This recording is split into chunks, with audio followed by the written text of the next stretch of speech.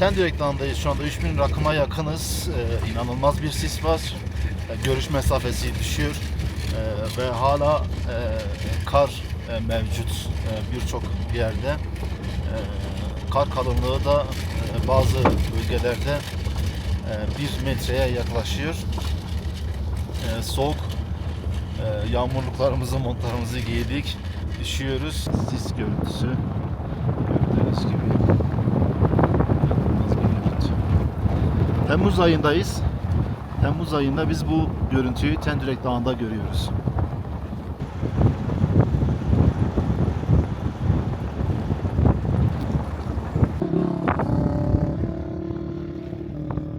Size bak lan.